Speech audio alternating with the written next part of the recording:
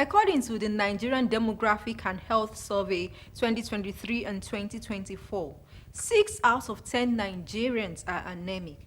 Did you even know that if you have inadequate blood supply, you are at risk of life-threatening diseases?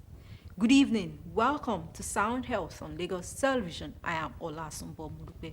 Today we are looking at how to ensure Nigeria is anemic-free through different government interventions in place. Stay tuned. The conversation begins after this break.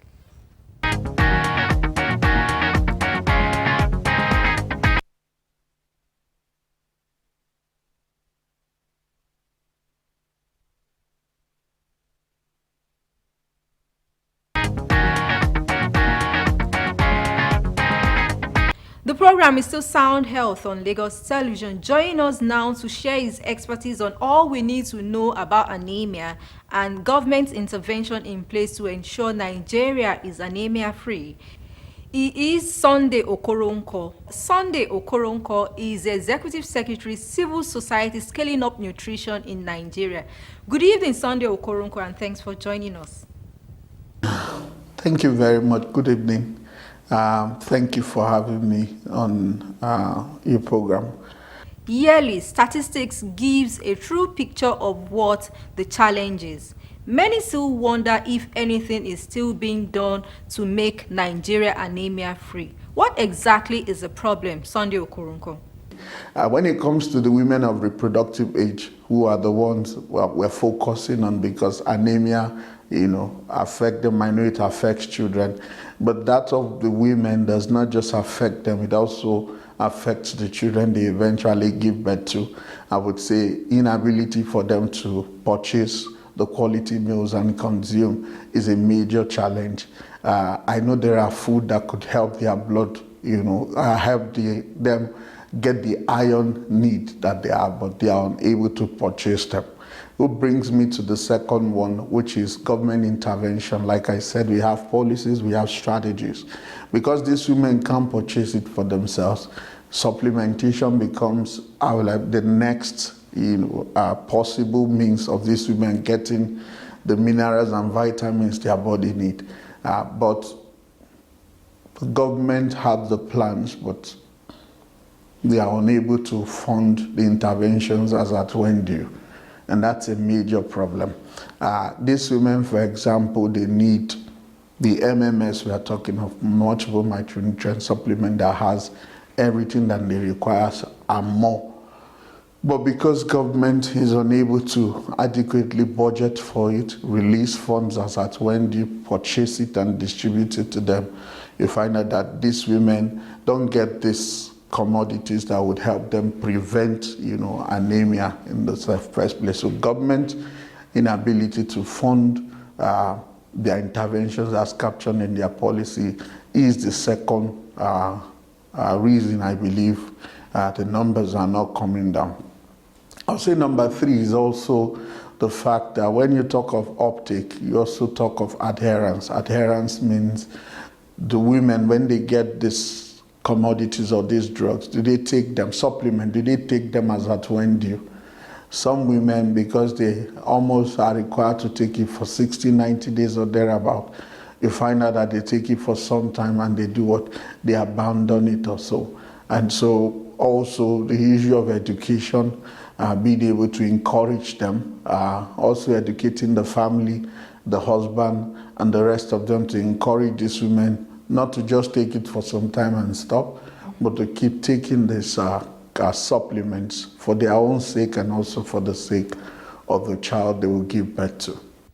From your response, it appears anemia is being gender specific. Perhaps if men are mostly affected by this condition, the issue would have been addressed. What is the root of all of this? I don't think it has anything to do with gender. But we're focusing on the women folk because they are the vulnerable group, and because of the fact that what affects the mother eventually affects the baby. People need to speak up for them because they can speak up for themselves. Like you hear, malnutrition is a vicious circle. And so the mother is malnourished, gives birth to a malnourished child who grows up to become an adolescent that is malnourished, and a mother that is malnourished. So the cycle keeps going. So we focus on the women because they help us when it comes to the future of this country. The women play a critical role, so we need to speak up for them. The men folks too, both boys and girls, they are affected by this same anemia, but our focus is on the future, the women who can fight for themselves, for whom most of them rely on their husbands for their upkeep, for being able to purchase things for themselves. I know things are changing. Women work, women take care of the home. But if you compare the population of women who are unable to cater for themselves, maybe due to poverty and the rest of them, you find that somebody needs to speak up for them. So I don't think gender is the reason why it's not going down. It's just the fact that we know the solution, but we have failed to do what we ought to do, as often as we ought to do it in order to do what to reduce or make sure anemia become a thing of the past. It's same with malnutrition, stunting, wasting, and the rest of them. We know what to do, but we fail to do them. Let us look at one of the major interventions by the government, the Child Nutrition Fund. What makes it special?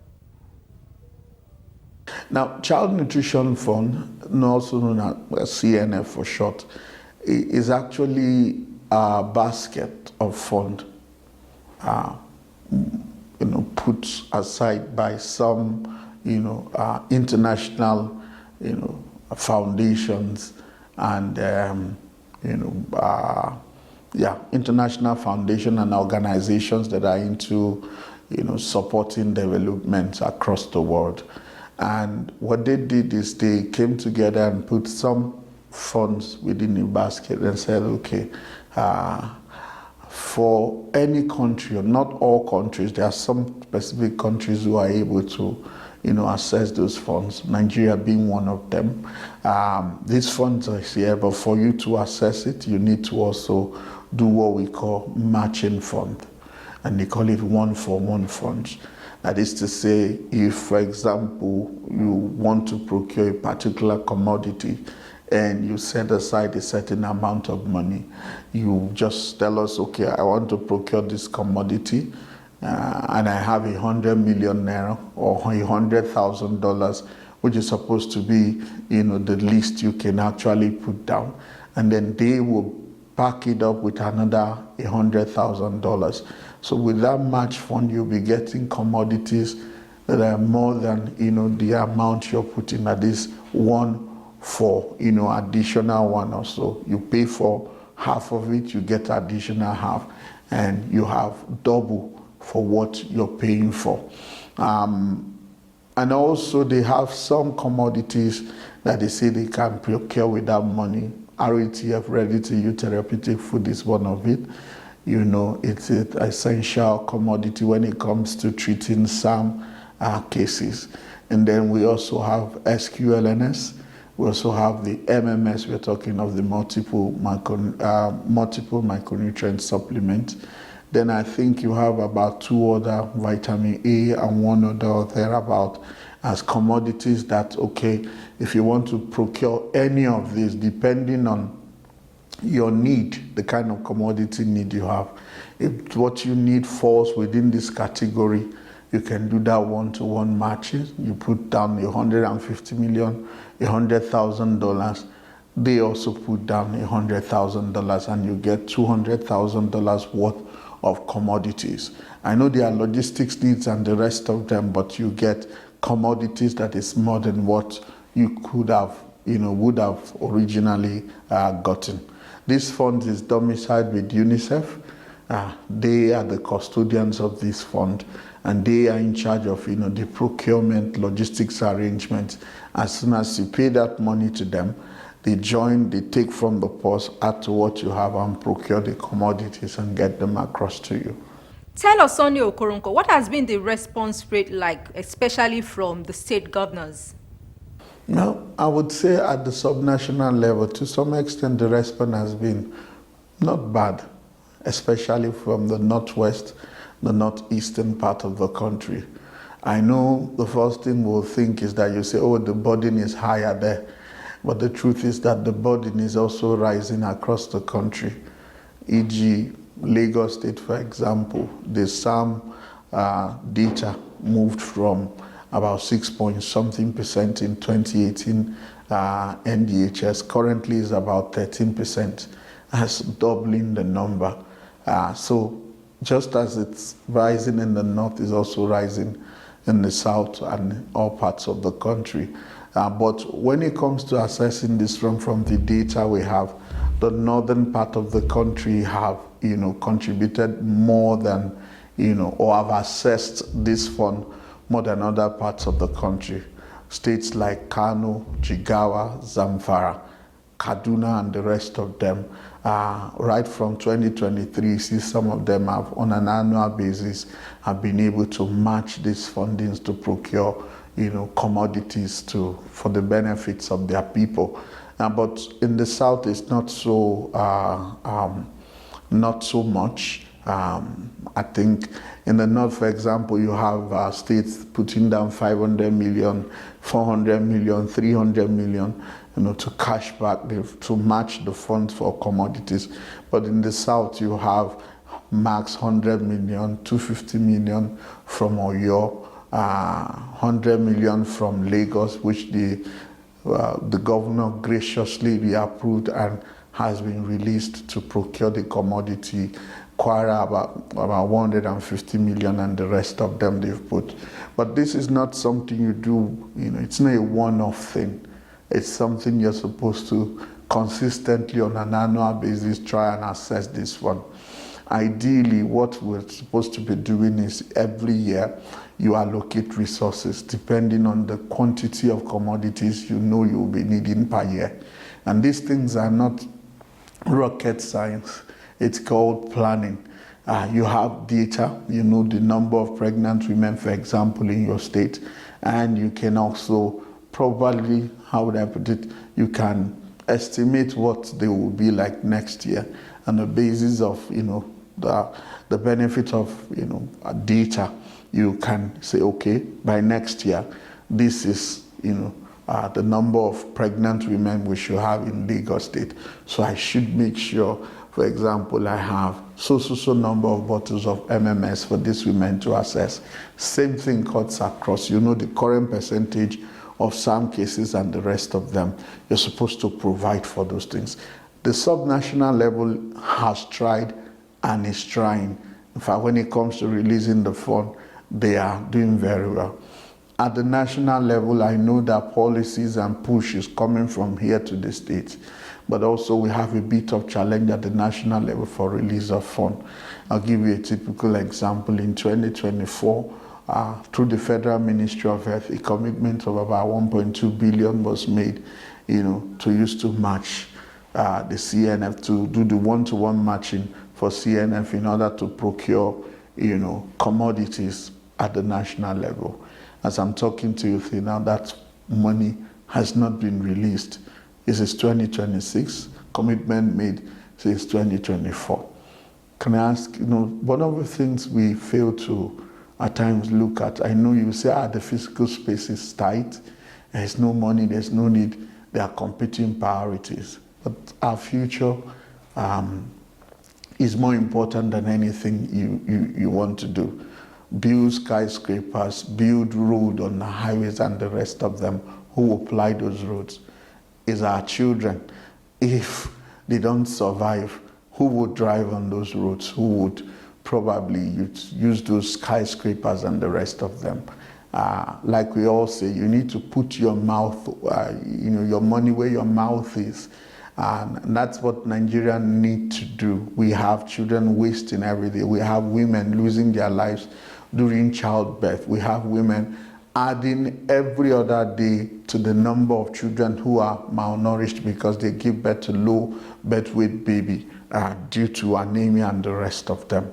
So I think it's an opportunity the country should not toy with. I expect both at the national and the state level. Let's match fund and get sufficient commodity so that when you go to the PHCs, OTP sites and the rest of them. There are commodities available for you to access. I'll give you an example. The last few days we went to the field, we went to some PHCs to enumerate or check for children's SAM cases. In one of the communities, about 20 of them, just those who came to the facilities, over 20. And another place, you have so many of them. Now, but do you know what? There's no RETF anywhere to treat them. So what's the hope for that child? A few years ago, the SIF came to Nigeria, and one of the studies they did, they said out of every 3 children who are affected by SAM or thereabout, only 1 gets to be treated.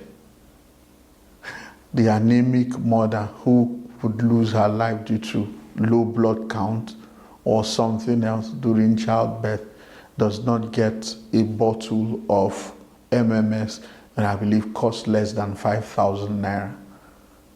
So what are we saying? Okay, is this a case of eating hunger? Experts say anemia is a silent killer. Are the state governors living in denial? I don't think it's denial. I think... Or a case of prioritization of needs? Yeah, maybe prioritization. And the truth is, things are changing. It's unlike before. And from our engagement, we've noticed that when you bring some of these issues to the table and people in power understand what the situation is, from our engagement, with due respect, we will always state it as it is. The government who sees what the problem is have always, responded positively. I must tell you the truth. Maybe it's the fact that people at the top don't really know what the problem is. Maybe they don't see it for themselves. Because I can give you several instances where, for example, Mr. Governor, once you see this problem for what it is, you see him do what ought to be done immediately. See some of them release funds as at when you approve what needs to be approved and not what have you. So I think the problem is getting this information in the format they understand across to them. And that's what CS-SUNN has been doing via advocacy. For example, in the recent engagement we had, we were able to put together fact sheets and infographics, clearly bringing out the gaps and also making, policy recommendations that can be considered by government. And like, in some of the states where I told you they just released some of these funds, past 6-month maternity leaves and the rest of them, is because these people saw the gaps, saw that this is the pathway to go, and they responded. So it's not a case of them not wanting to do something about it. I would say I'm not also going to call it ignorance. It's actually getting this information to the people who matter, so that they will use this information to inform the decision that needs to be taken. Maybe release funds, maybe pass a policy, maybe do one thing or the other. So I think what we need to do is get this message across to them the more, help them know what the gaps are, and share with them quality recommendations that will spur the needed change. Your call to action as we wrap up now, Sunday Okoronkwo. I would say the very first thing I would say, first of all, I must appreciate the government. We're trying and things like that, but I believe we can do more. It doesn't make sense, for example, you invest so much and at the end of the day, because the funds is not adequate to deal with the entire issue, before you know it, all the funds you put in there amounts to nothing, because the issue, instead of going down, keeps rising.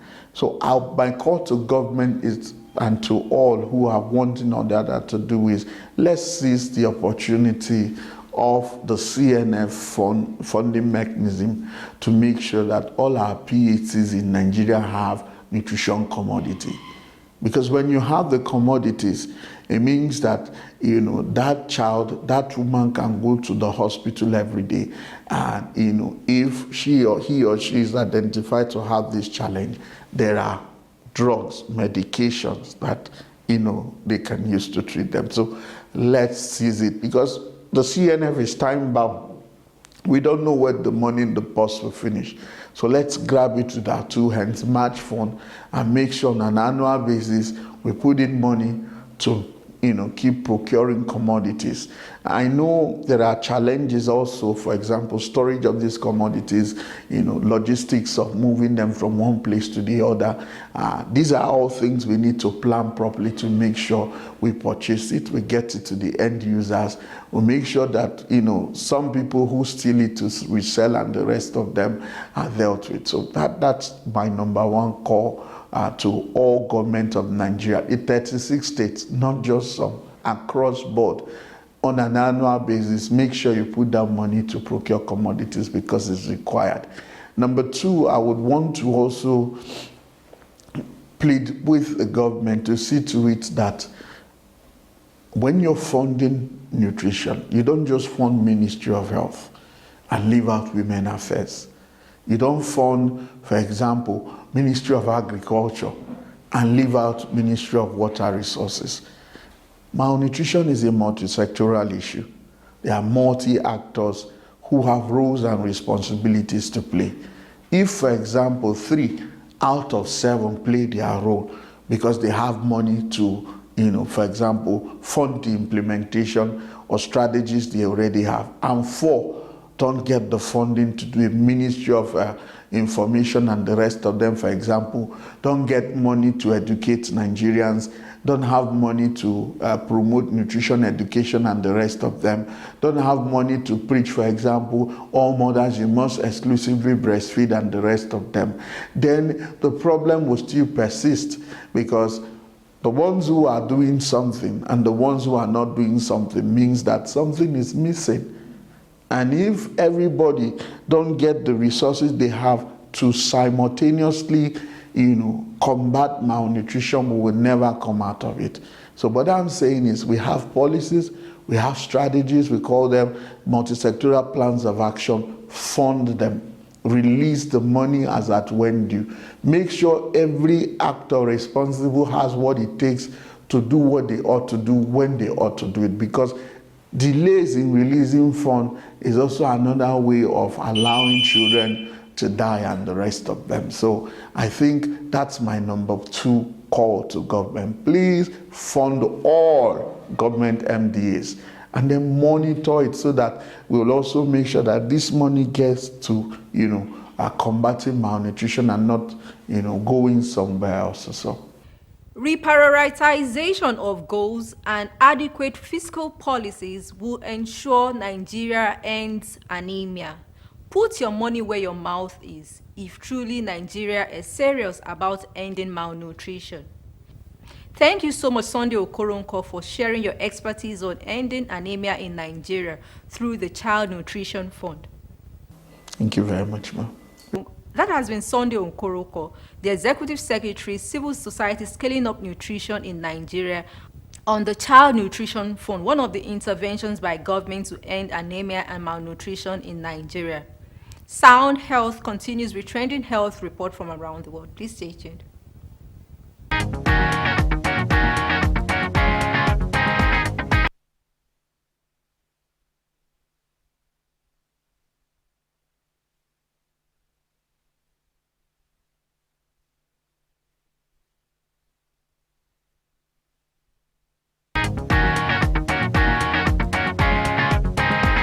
The program is still Sound Health on Lagos Television. Remember, every 1 naira spent on nutrition yields a 23 naira economic return. Why not invest wisely to secure the future of every Nigerian child? Let us end anemia.